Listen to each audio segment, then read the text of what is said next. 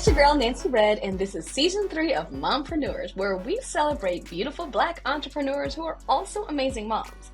Now, each week, I'm chatting with my guests about how they are killing it simultaneously as a business mogul and a mom. And they shared their advice on how listeners can follow in their footsteps. Now, I created Mompreneurs for a lot of reasons.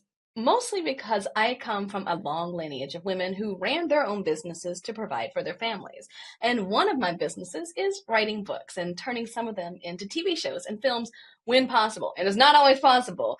But in my line of work, there are authors and then there are authors, okay? And at the top of the list of incredible authors that are so inspiring that everyone needs to know is the magnificent mama that is Tiffany Jackson.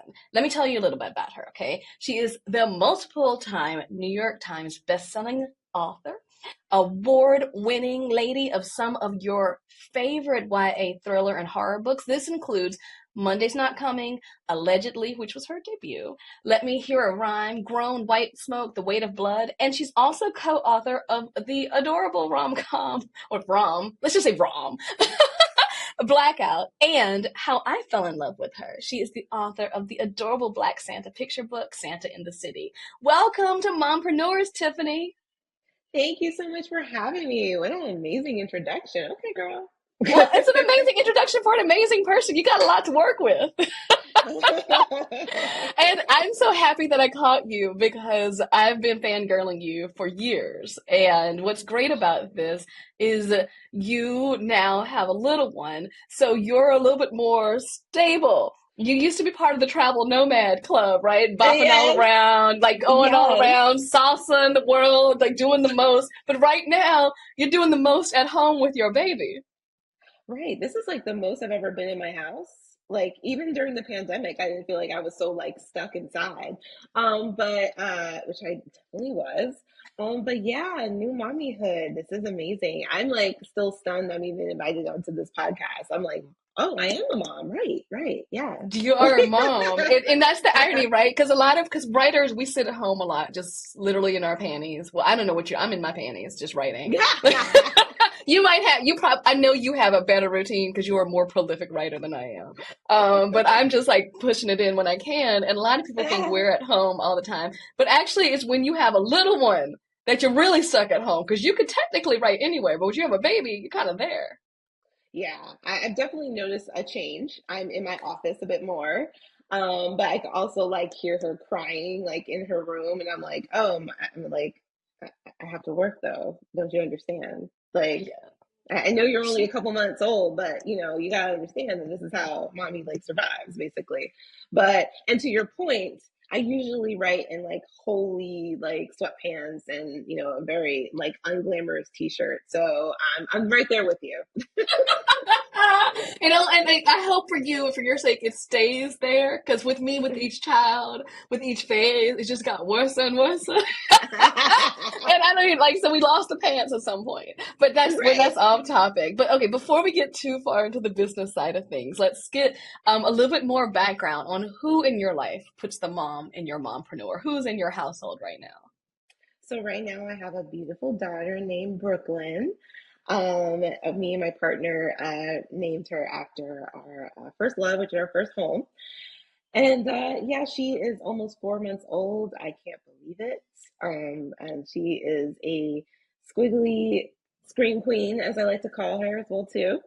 But she is so amazing, and the whole like this whole process of getting here, having a baby, period, is still mine. I'm just in awe all the time. I kind of like look and I'm like, oh wait, you're mine. Like you're my baby.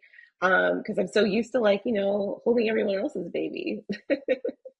Well, and what's interesting is you've had many babies, book babies. Like, I think of Yes, all of my books as my children because pushing them out takes a lot longer and it's a lot more painful. Even no matter yes, what the birth is of your child, a book, yes, oh my, it's a yes. whole lot longer than 9 months. But it's I think it's fantastic that you call your baby a scream queen because you are the OG scream queen, right? Like horror is your Yes. first love. Yes, I've been in love with horror since I was like 4 years old. And so my hope is that I'm able to transfer that love to my daughter.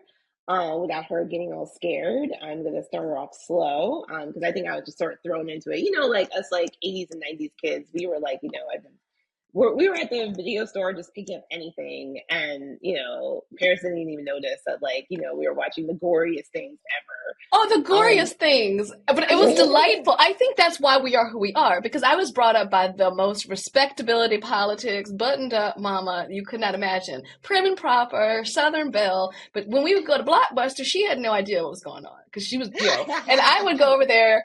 And I laugh because you say you've been loving horror since you were 4 years old, and it's your whole thing. I wouldn't consider myself a horror person anymore, because ironically motherhood changed me, which we'll talk about that in a little bit. But when I was younger, I would go to the Faces of Death. Did you ever watch Faces of Death Oh my at God, Blockbuster? yeah. Okay. Yeah. Why was that allowed at Blockbuster, y'all? Okay, so only because I'm talking to Tiffany, who her entire career is built off her incredible ability to translate suspense. Faces of Death was this VHS series at Blockbuster, which literally was executions and people dying. It was insane. It was just insane. And I don't even know, like, how, like, that would never pass today. I don't think. At least I Ever. don't think. I Yeah. don't even think it had a rating. And so those of us who were interested in the macabre, no matter how we looked on the outside, all of us are curious. And I think that's why your books hit so hard, is you bring to light a lot of the things that we want to know about with incredible research and amazing writing. But sadly, even though secretly you were written all the horror movies, you were written Faces of Death, watch everyone's going to go try to find Faces of Death after this interview. Trust me, you need to watch it in daylight. It is not something for the night. It will give you nightmares. But even though you have this talent, it is so obvious. It has been so honored and revered. It wasn't what you thought you could make a career out of. This was not something. Even though you had this talent, this interest at an early age, you've wanted to be an author about the same time that you that you fell in love with horror. Yeah. People were telling you, "No, sis, this is not for you." Basically, yeah. In the early days, most authors, people that were dead, especially in, like, the Black household communities. And they also, my family really wanted me to be successful. They wanted me to, quote unquote, make money. They wanted me to be a lawyer, doctor, evil scientist, whatever, as long as I wasn't, as A long as I business card wasn't had to come with it. right, as long as I wasn't living on a sofa, which is what people typically thought of artists back in the day. And It's so, not wrong. It's not wrong, but which is yours not is a very wrong. nice sofa. Yes, I do have a pretty lovely sofa now. But I think that that's something that is one of the reasons why I still continue to go out and do, like, school visits, to make sure that kids, when I was younger, I didn't meet my first author until I was, I think, in college. So I didn't know that this is, the possibility of a career. And if I had known that, if I knew that was truly possible, I probably would have really tried to tackle it sooner. But instead, I was afraid. I took a different route. And even though I worked in television for quite a number of years, and even though that's also a scary career to be in, it seems still not as scary as being an author. Like, you have to be brave and bold to be an author at the end of the day. Well, and I think what's so great about this conversation is you really get it. Because people are like, what's the difference? You've worked in television, well, that's still entertainment. With a television, there's still a way you can get a check. And Yes, like, you could find a job. It might not be the job you want, but it's the job you need. But right. with writing a book, in particular the types of books you write, which are fiction, you gotta write the book, and then tell people why it is so entrepreneurial. Because some people might not think entrepreneur, author, but it's perhaps one of the most risky financial betting on yourself decisions that you can make. I mean, honestly, I really equate being an author to, like, having a rap career. Like, it has, like, the same kind of, like, you have to get an advance payment. Then you actually have to make the album. Then you actually have to sell the album. Then you actually have to go on tour. Like, and, hopefully a lot of the marketing is on you. Even though you have a label that supports you, like authors have publishers that support us, a lot of the marketing, a lot of the legwork is on us at the end of the day. And sometimes publishers do not give every author equal footing in terms of marketing dollars. So you're out here marketing yourself, you're going to conferences, you're flying all over the country trying to sell this book. And that's, and that's if the book is actually good and people really want to read it. So it is a lot about like, I mean, hell, like I'm my own HR, my own accountant. I do run my own payroll. I'm my own assistant. Like I have to do a lot of the things that typically you get more help when you get when with a regular 9 to 5. I even remember when I first left television, I didn't realize that like I needed like office supplies. For years, I had been, people have been like buying office supplies. And I'm like, oh, I don't have a printer. Like, oh my God. Like I mean, who buys the ink? How do you do that? Like it is Also, a and the ink is lot a of work. scam, but we don't have time. Maybe one of your books needs to be the thriller of printer ink and the scam that is The behind it. scam that you only print 5 pages and then it's done. Yeah, I totally understand. This And big then printer. even it really hit home this past year as far as like being pregnant, because of course I'm paying for my own insurance, and that is tough work to do and it's not the best. And you learn that quickly when it comes to maternal health, how paying for your own insurance doesn't always equate the best care, especially if you're under Obamacare or the marketplace insurance plan like I was. So I definitely learned the hard way, especially with a high risk pregnancy, that this is tough. So when people say like, what is my motivation for like writing, I'm like, bills, girl. Like what? I have medical bills. No, and why I'm so happy to have you on here is when you equated writing to having a rap career, I felt so seen in this exact moment. Because why I love you and why everyone needs to think about you as a genuine inspiration is I have followed you on social media. As you know, this is not me being like a freaky fangirl in secret. And you literally were doing what we all wish we could do. I had kids at this point. You did not. And so you had more time. Now you see the Yes. struggle gets really real with these Yeah. kids.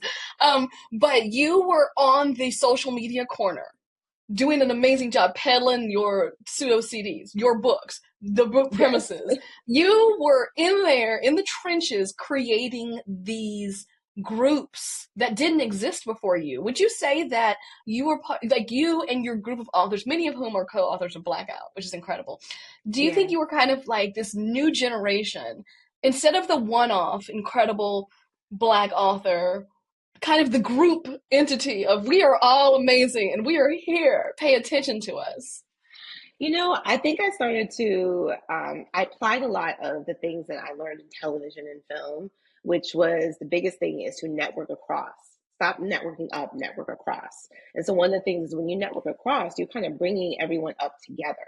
And so one of the things that we learned as authors, especially coming in the industry where there's not a lot of Black women to begin with, and certainly not in my genres, is to make sure that we support each other. And so that was one of the bigger things that, I learned very quickly, especially since I also, didn't know what I was doing. I always tell people like I stumbled into publishing and I'm still learning. Every book I learned something new about this industry. But I think that that's one of the biggest things that you have to do is you have to support each other. You have to look to left and right of you because one of you is going to be up there with you eventually. And so, and that actually happened. A lot of the people like in my debut class, I debuted my book in 2017. A lot of us are still publishing today. Some of us didn't make it. It's like when you graduate from college, so you walk into freshman year with a whole heap of kids, and you may not walk out your senior year with those same kids. So it really just depends. But I think it's also so super important to like support each other, especially because this is a really hard industry. It could be you could work oftentimes in the silo. You are going up against the grain, and you just never know what's going to hit. Right? You never know what book is actually going to be good.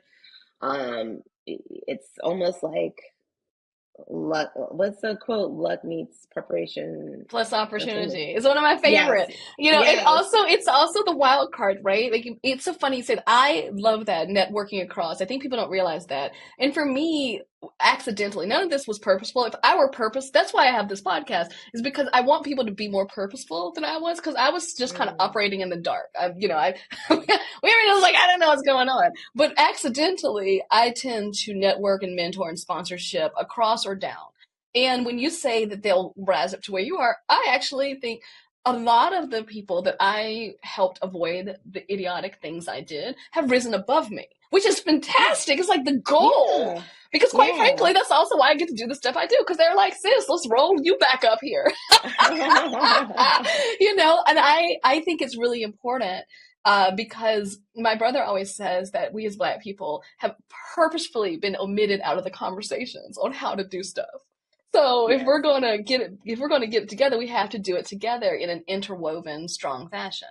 Yes, it is all about teamwork. It's about like synergy as well too, because sometimes you don't know what another person may have an opportunity that you've never experienced before. And I definitely feel like I learned a lot from my fellow authors. They do things in their own corners of the world, and then they bring me along, and I bring them along, and so it is really fascinating. And I don't think people realize enough how much it helps to have a network of people, a network of friends. Yes, writing is an intensive, solitary experience, but being an entrepreneur in the writing industry cannot be. They are two separate things. You sit and you write, and then you hustle in the streets. Yes, we're hustling our albums. Just That's always like, remember you're hustling your album in the back of the car. and it brings me so much joy. That's an amazing analogy. And so, one thing that we both had to learn is the different ways that authors make money, the different entrepreneurial ways that you can be hustling. Uh, So for some people, they make their money exclusively off advances. Others, it's the residual checks. For some, it's IP sales, right? Where your book magically gets, so for example, Bedtime Bonnet got turned into a Lakeshore Learning Yeah. little stuffed animal thing. For others, it's speaking engagements. What would you say is the bulk of your business income in terms of your writing endeavors? Hmm. I would say it's a little, all right, so the bulk of my business is actually definitely the books. I definitely make money through, of course, my advance checks, but also my royalty checks, which is amazing. I'm actually truly grateful and blessed that I have such amazing readers who really support me and buy all of my books and tell other people to buy my books because, even my first book still sells about 300 copies a week, which Wow. is still pretty awesome considering that book came out in 2017. So did you say Um, 300 copies a week? yeah. So just for context, y'all, your support of her is essentially let's explain what a royalty is, which is Yeah. you get the money to make the book. I'm making up numbers. Let's say your first book, the first book advance can go anywhere from $10,000 to $1 million, right? Right. Just for simplicity's sake, let's say Yes. $10,000. And there's a whole other conversation we can have on that, but that's not today. Oh my God. It's so after that. So let's say you get your royalty earnings per book is every book you sell. If it's $20 book, long story, you get like $1. Yes. Okay, am I on page with you, Tiffany? Yes. This is my life. Okay, great. So Yes. after you sell 10,000 copies, you don't get any money until you sell 10,000 copies. But after Right. 10,001 copy, the author actually gets $1. Now again, the 19 other dollars go elsewhere, but that's not important. The dollar. So when you have this long, it's called a backlist, and that's why Tiffany is such an amazing mompreneur, because she doesn't just have one book. She has, at this point, how many books do you have, Tiffany? I have six YAs. I have a Okay. co-authored book, three co-authored books, and a picture book. So yeah, So she's I got have like a dozen books in these streets. So I got a let's body say of work. I got a got a body of body of work. work. She has a canon, if we want to be fancy. Yeah. And so essentially, like she said, her first book that was published, not the first book she wrote, because our first books that we wrote are still under our mattress, Right. theoretically. 300 of y'all buy a book, which is amazing, of the first book. That means in her pocket, passively, she gets Three, $300 a week. 300 Let's a multiply week. that. there's various things that go on with the different books, but when you have 12 books each week, that provides health insurance, right, Tiffany? And a lot It more. could. It could. Health insurance is pretty expensive, but yes, it could. But that's actually why when people say that, oh, you can't make money as an author, you can't have a business, like what kind of business do you have? Because a business technically should have an ROI that's not just you hustling with your hands. It's more Right. complicated than that if you think about it head first. And your television career certainly helped you think about it that way, right? Well, absolutely. I think more or less in television, you could double dip, but at the end of the day, you're getting checks per week, or bi-weekly if you were in corporate.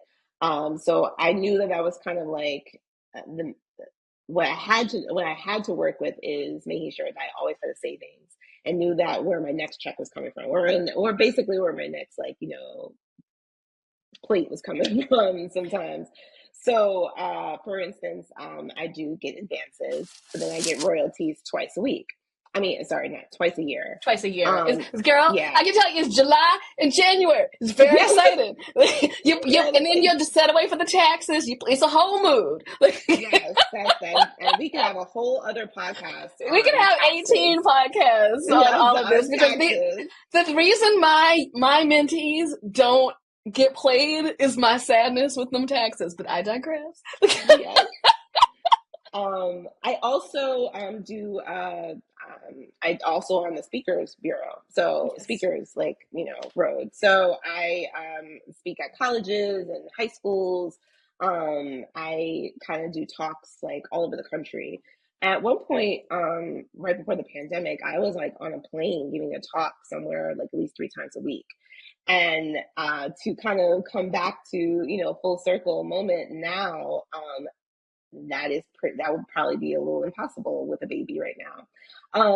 She has come with me to one speaking engagement already, and she was very quiet, so thank God. But there are moments where I'm not going to be able to bring her to every single school visit that I do. And granted, I do also donate school visits as well, because, like I said, some schools can't afford to pay for an author to come, and I still think it's really important for kids to see authors that look like me.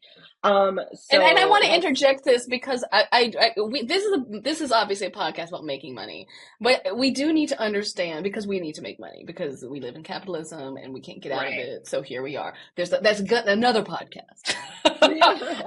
But I do want you all to know that Tiffany is so great because one of the things that I love about her is her socially minded and inclusive entrepreneurship. Like the work that she does, if you aren't familiar with her work, is so authentic, even if it's not a lived experience that she has had, because Lord, no person needs the lived experience of the body of her work. Like Yes. I don't think one person could hold the like No, thank you. kidnapping, mystery, sexual abuse. Yes. Like, that's not happening. But she puts the work in to understand and to share. So not only is she doing the work with her work because people are learning about these very important issues, she also donates. This is to a fault perhaps. You're very generous. I remember because you're in New York during the pandemic. And I remember you had this beautiful book, Santa in the City, which is tell them a little bit about Santa in the City and then tell them what you did in the heat of the pandemic. You were still in them streets. Like, Oh my gosh.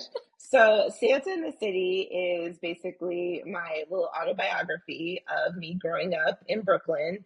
And basically, a neighborhood continues to convince a girl that Santa can visit you in an apartment building.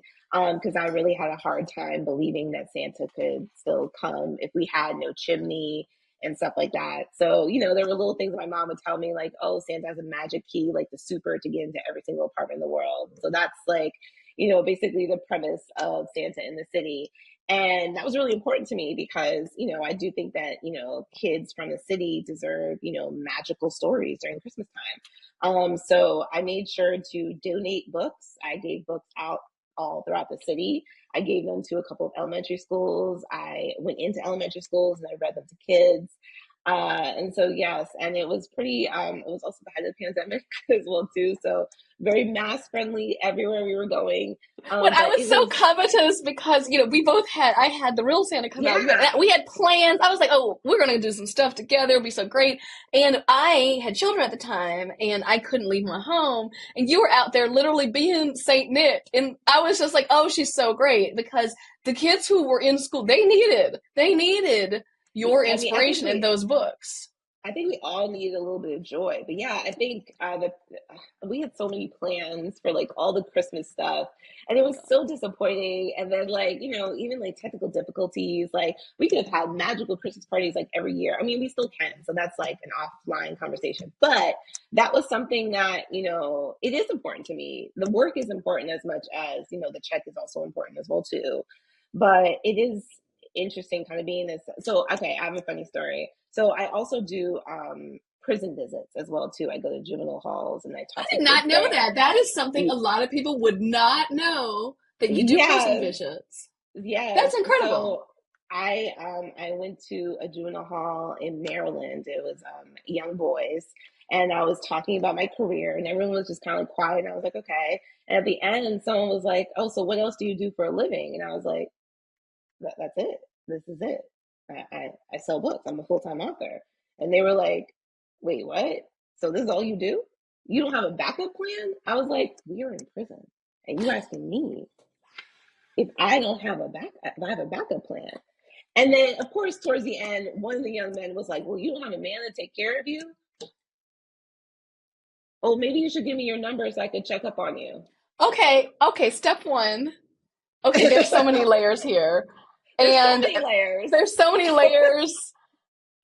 Who taught him that is my biggest question. Who taught him the I game don't know. of But that was me. shenanigans?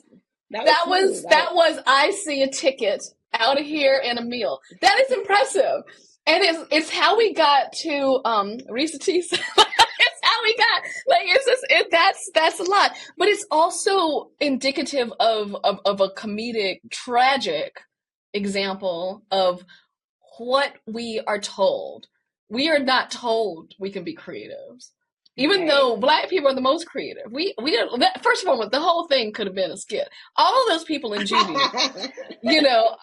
they could be the next Showtime writers. We all know it. It's No, it was opportunity, expectations, and experience. no, it was really fascinating to me, and it also encouraged me to keep doing this because that was one of the best example of they really looked at me and they were like, you can't just be an author. You You have to also do just can't something be a else. lady in these streets. Yes, I was like, Like, well, all right, well, all right. So oh my gosh. I, Well, and the thing is, that's why you write what you write because it's literally what I love. It's just the facts, man. You're literally sharing reality.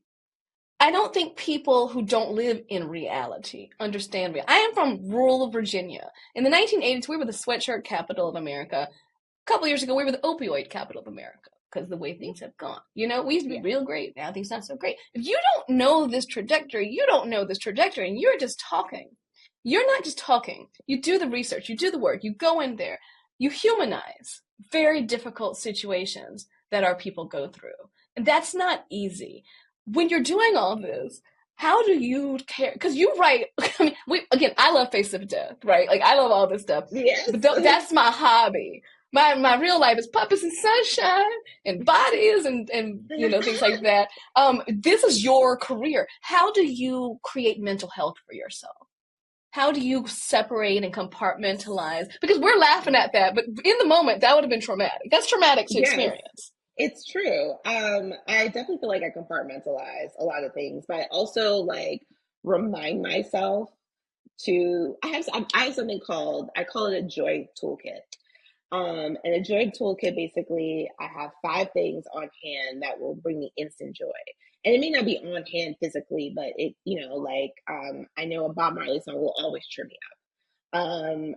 Cookie dough is readily available. Like I have these things that I know that are going to bring me instant joy that kind of like bring me back to center.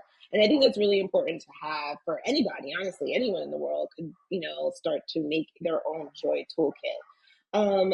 And one of the things I also do is make sure I have friends that are one outside of my industry. So I have friends and family that are outside my industry, and I make sure I like, ground myself in them so I don't get lost in this. Because they can really pull me down. So yeah, that's one of the bigger reasons why I travel a lot. I love going to different countries and experiencing different cultures and the joy of that. I also love hanging out with friends. I love to eat, obviously. So it's definitely a big thing for me to be very grounded in my community and my family and my friends. Then to, and I tell people this often, like when people get very like upset about their careers, especially in publishing, I'm always like, did you go outside and touch grass today? Like, did you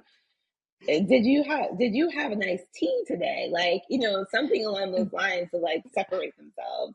Tabitha Brown once said, did you even drink some water?" And I think about this all the time. It literally, I think about it all the time, and then I just drink my water. And Yes, it brings yes, me so much joy. But I like this idea of this joy toolkit because sometimes the water's not going to do it for you. But yeah, yeah, sometimes you need something more, whether it's cookie right, dough or to touch the grass. And I think yeah, that just alters anyone, but in particular entrepreneurs, because it's so personal. We take it so personal. Our yes. business is the personal, right? Our Um, business is very personal. oh my Yes, our gosh. business Like is if you don't incredibly respond to personal. me, you don't like me. It's not that you don't like my work. You don't like me. I wrote this. Yeah, it's like, and that's the one thing that I realized I started to like get like, because I don't know if we, I don't think we touched upon this, but so a good number of my books are actually banned across the Of country in different course. I school mean, districts and stuff because like they're that. good, because they actually living in reality. My entire bedtime bonnet has been banned places. It's a book about a bonnet, literally a hair covering. Nope. Right. Can't No. promote good edges. Yeah. Nope. So I mean, if bonnet books are banned, good lord. I mean, here we are, sis. Like, and come on. and that's honestly one of the things that has been really, it's been tough in an industry where, like, I got into this because one, I love writing, but two, I really wanted to give kids stories that they can see themselves in. And for people, deranged people who clearly lack reading comprehension, decide to ban all of these books and call me basically everything but a child of God, has been really tough, considering the fact that I take my work so personally. It feels like you're banning my book. It feels like you're banning me. And it's very much an attack on my person. And so I've constantly had to sort of like, I have to step away oftentimes. And so even this past year, through my pregnancy and everything like that, I've had to, step away from social media.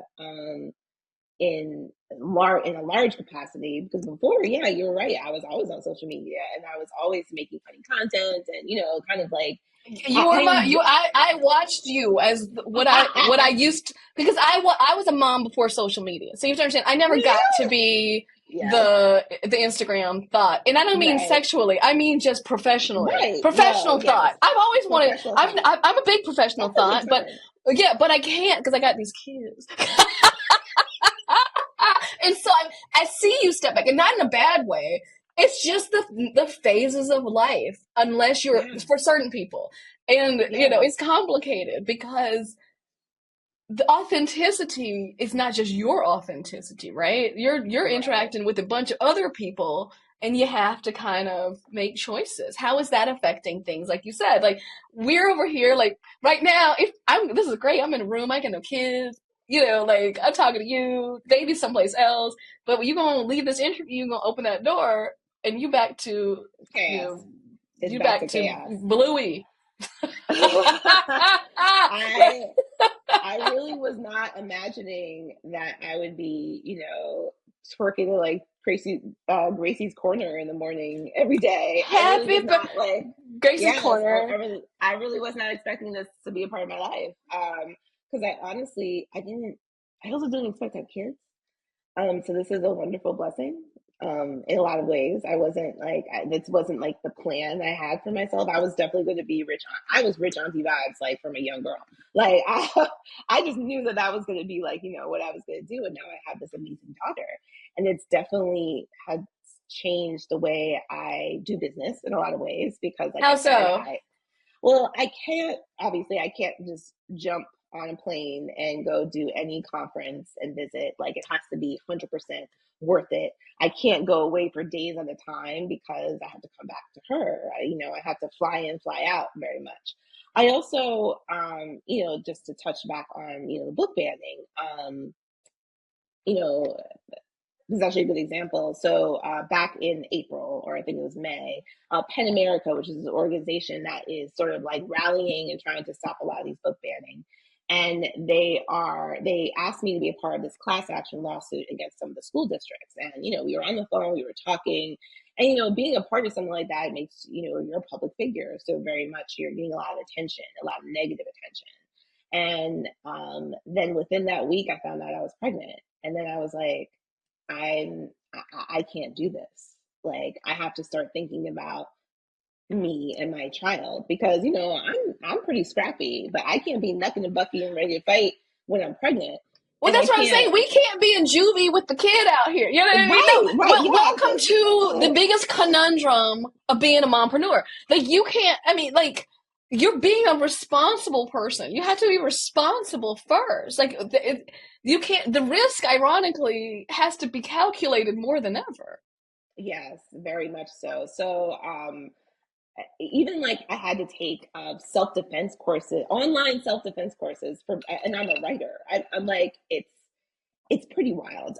So yeah, there is a lot of things that I had to change in the way I do business, in the way I save, in the way I plan. Now that I have a daughter, and it's gonna be a different world. I have a tour coming up for my book with Marvel. I did a Storm book, and so it's gonna. Yeah. So it's gonna be my first tour in June, and my mom's gonna come with me and bring my baby for at least 3 of the stops. Okay, Because are I we also, putting the baby in a storm costume or will I be upset? Because the baby needs I, to be in a storm costume. I mean, if I could find a little like white They wig, like you small know enough, they make everything. They make a Halle Berry baby storm costume. Like I'm gonna have to do that. But you yes, need to get it made on Etsy. I mean, this is very yes, important. If yes, anything, do it for the gram. and But they no, also that go ahead. also like that also is something that Oh my God, don't everyone get me everyone started. was asking, like, are you gonna put your like kid on social media and stuff like that? And I mean, maybe she pops up here and there. Like, I'm not gonna hide her from the world, but I also want to hide her from the world. Well, and then you don't know how life's gonna work out. Like both my kids are now actors, and they're 10 and almost 13, and so I have to go to them because they're humans, right? I'm like, okay, is this okay to post? Because I gotta Right. post. Like, yeah, okay, all right. And I'm just like, Is this why am approved? I asking? Why am I asking? This is wild, but I'm happy that we live in land of consent, right? I love Yeah. 2024. It's Yeah. fantastic, but it's Yeah. a whole lot of extra work, and if you think about it, it's so important. Like everything, it's just like, but you know what? If you don't do the work, like you're doing the work, you're making thoughtful, conscious decisions. It's 18 times harder up front. When you lay that foundation, it's smooth sailing. I see the moms. That's who I interview. That's why I'm interviewing you. People who are doing the work, people who are role models and inspirational. So when you're talking about how motherhood has changed your entrepreneurship, it's real.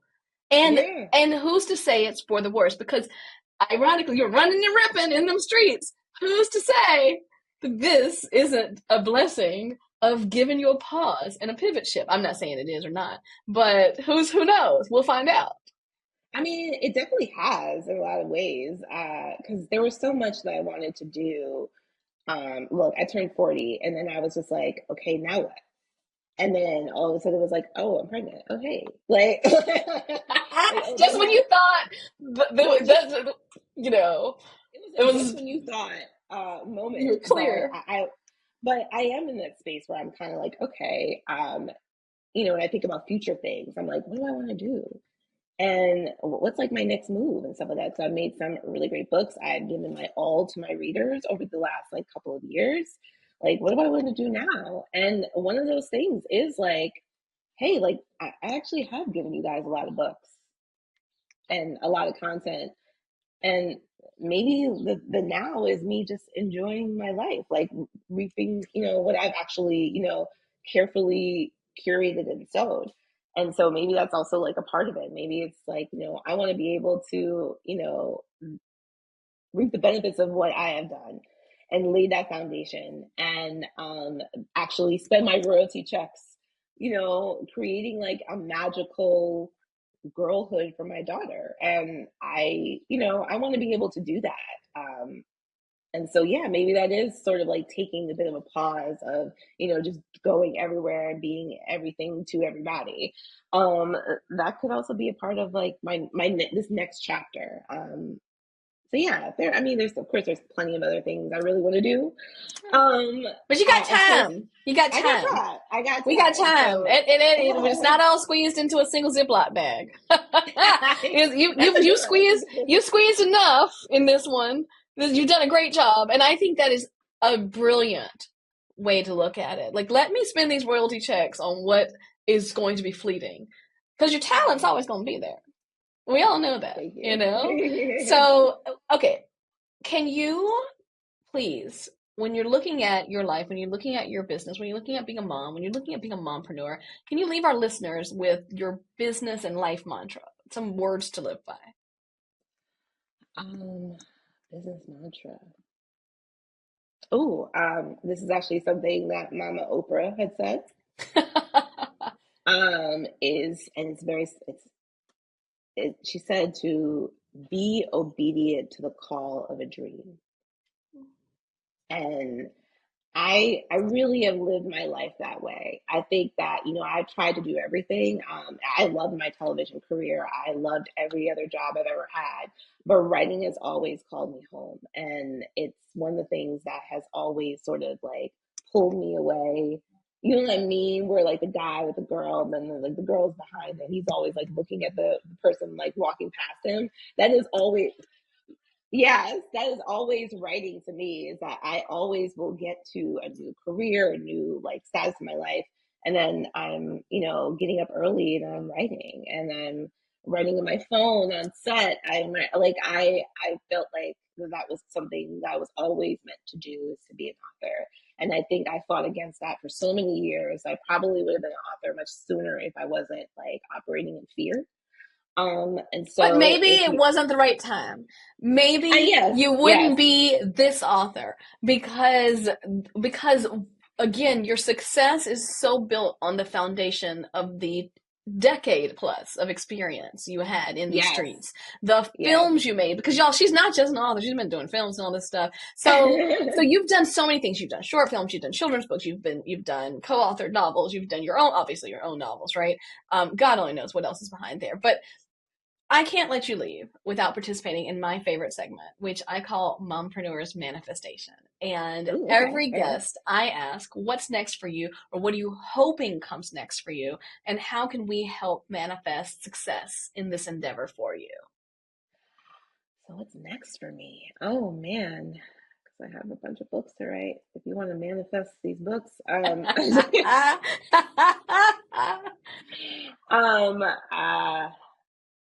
I would. This is a new one. I would love to be a professor in writing.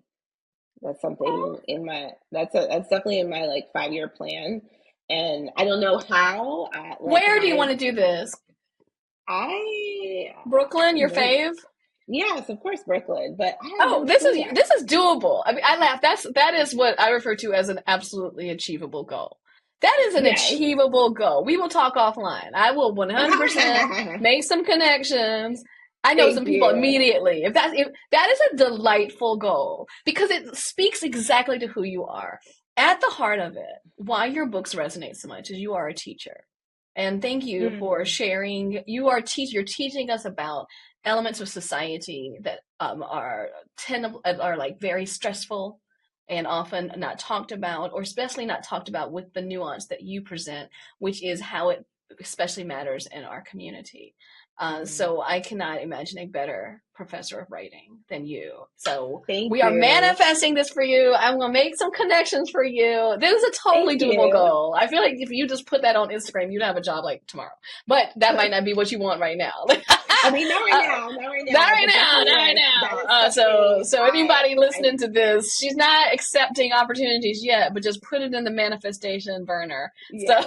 So, you are wonderful. Thank you so much for joining us. Thank you so Tell much. us where everyone can find you to learn more about your lovely life, your amazing books. Like, where do you like people to seek you out? So you can find me on my website, WriteInBK, that's WRITEINBK.com. That's all like, my stuff there. But then after that, you can always find me on Instagram and TikTok at WriteInBK. That's WRITEINBK. And yeah, those are mostly the places I hang out. Twitter is, for the birds at this point. Or X. You mean X? X. Meaning X'd out. Yes. And what is your favorite bookstore for people to buy your books from? So in Atlanta, it's Brave and Kind Books. In DC, it's Mahogany Bookstore. And in New York, it is basically every single bookstore. But I love Greenlight Bookstore, Adana. Gosh, I have so many bookstores that I try to shout out. But I'm a big indie bookstore person. So please support your indie bookstore. And they ship. Yes. It's a couple extra bucks everywhere. Yeah. But it keeps it going, people. So everyone, thank you. Thank you so much for joining us in your busy schedule. And I just want to point out that this Christmas, hopefully me and you can do another Christmas spectacular. Just want to make sure do a Christmas spectacular. I gotta make sure that we, because these kids need these Black Santa books more than we ever know. There's so much we have to talk about. I'm very excited. Yes, Black Santa Palooza all day, every day, this holiday season. Okay, everyone. Thank you so much. And thank you, everyone, for listening to Mompreneurs. And just a reminder, a brand new episode will go live each Monday on Urban One Podcast Network, Apple Podcasts, Spotify, or wherever you get your podcasts. Visit urban1podcasts.com to learn more. And remember, that is the number one podcasts.com. Mompreneurs is brought to you by the Urban One Podcast Network and MadameNoire. Created, produced, and hosted by me, Nancy Wren. Executive produced by Sarita Wesley, Allison McGovna, and Tanya Hoffler-Moore. Produced and edited by Jiminique Miller.